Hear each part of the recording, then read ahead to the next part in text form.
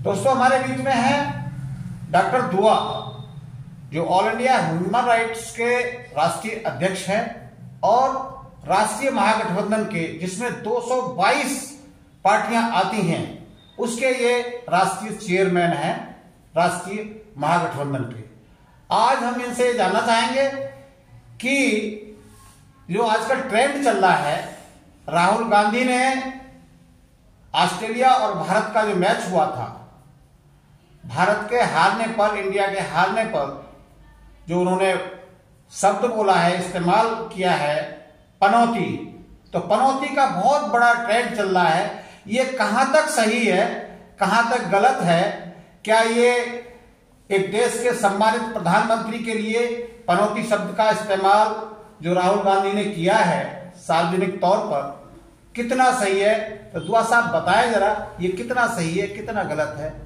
सबसे पहले आपके सभी चैनलों से आज गुरु पर्व की सभी जनता को, भारतवासियों को बहुत बहुत शुभकामना। कल हमने संविधान बचाओ देश बचाओ का बहुत सारे कार्यक्रम किए, आगरा में कार्यक्रम किया, और हमारे ब्रह्म जो हमारे chief justice of India Chandrachud साहब हैं, उन्होंने अम्बेडकर को श्रद्धांजलि दी और कहा कि संविधान के अंदर सबको समानता का अधिकार है और हमें ये बाबा अम्बेडकर ने दिया है, इसकी संजोग करके आगे बढ़ने की जरूरत है। हमने दिवाली मनाया, हमने संविधान दिवस मनाया, हम गुरु पर्व मना रहे हैं, और वहां हमारे खिलाड़ियों का हिंदुस्तान और ऑस्ट्रेलिया का सेमीफाइनल गुजरात में होता है, फाइनल होता है हमारे जो है मोदी स्टेडियम में, और वहां हमें हार की सामना देना होता है। कहीं खुशियां देती है तो कहीं गम देता है। हम लोग हर उत्सव मनाते हैं लेकिन उसे भूल जाते हैं। जरूरत आन पड़ा है कि संविधान को जाने, हम अपने बहुसंख्यकों के अधिकारों को जाने, समानता को जाने। आपका जो सवाल है कि हम जो कहीं बिखरे हैं और कहीं जो है हम अपने देश के प्रधानमंत्री को पनौती कहते हैं, ये उचित है क्या?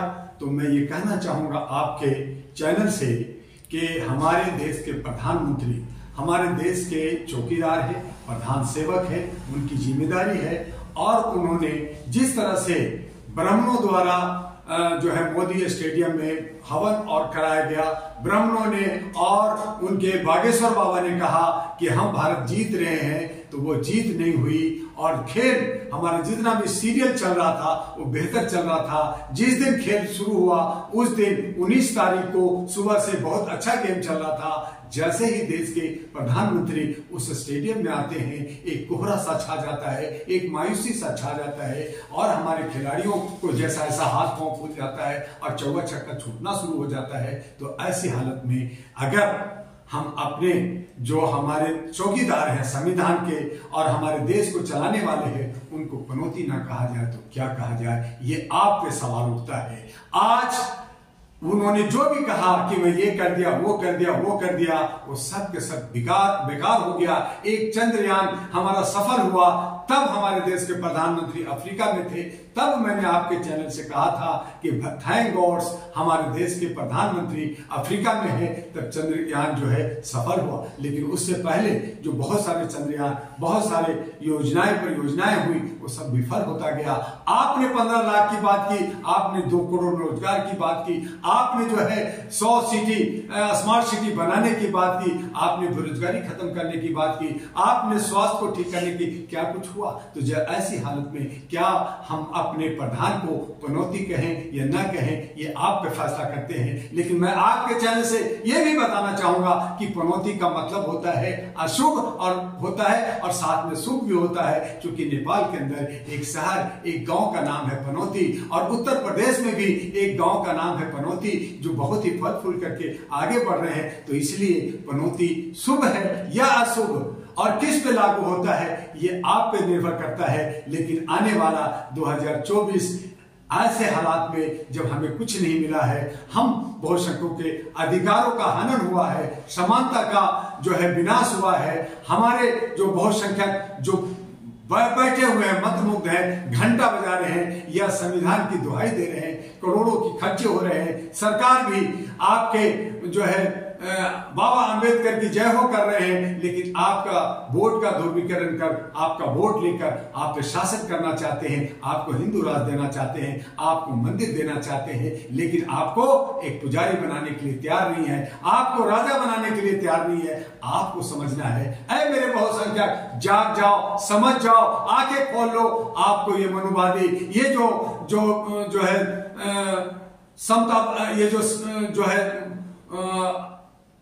हमारे जो है ये हिटलरबाजी जो कर रहे हैं, ये जो अपने तरफ जो हमें हिंदू और सनातन धर्म में पुरोना चाहते हैं, उससे आपको समझना होगा और जागना होगा, और जाग करके अपने अधिकारों के लिए एकजुटता दिखानी होगी। जो जातियां सारी पार्टियां बटी है, उन्हें इकट्ठा होना होगा। और अगर आपको कोई रास्ता नहीं मिलता है तो आइए, अहरा नेशनल पार्टी के साथ आइए। 543 आपके बहुसंख्यक को टिकट देंगे, आपकी महिलाओं को 50% टिकट देंगे, और समानता के साथ। और ये हमारी राष्ट्रीय महागठबंधन जिसमें कई पार्टियां साथ दे रही है, आप आइए और अपना अधिकार लीजिए। लेकिन आपको एक होना होगा।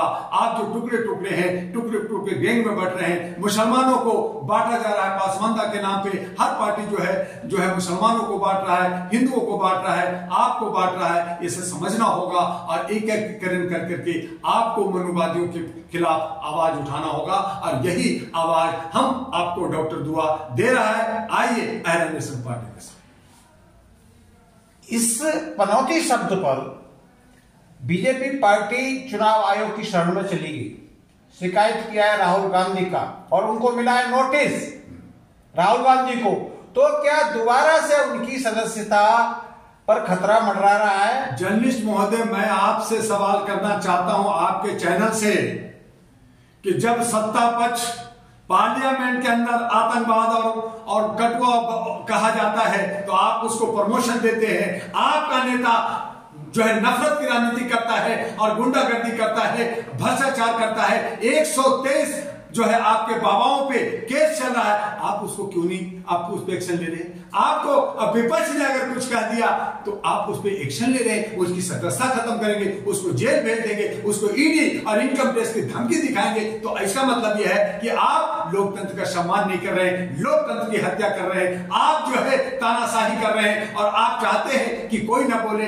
आज विपक्ष जो है बिखर गया है, विपक्ष को आप जेल में डालना चाहते हैं, सामाजिक कार्यकर्ता को जेल में भेजना चाहते हैं, जर्नलिस्टों को की अभिव्यक्ति को बंद करके, मुंह बंद करके आप गोदी मीडिया और पेड मीडिया के सहारे, आप ईडी और इनकम के सहारे आप जो है सत्ता हासिल करना चाहते हैं। ये नहीं चलेगा, ये लोकतंत्र की खूबसूरती नहीं है। इसलिए कहा कि बहुसंख्यक जाग जाओ, और आपके बीच में जो ये नफरत और ये जो जाति पाति करके, मंदिर मस्जिद कर करके जो ये खेल खेल रहे हैं, ये पनौती है, और ये पनौती है, और ये पनौती है।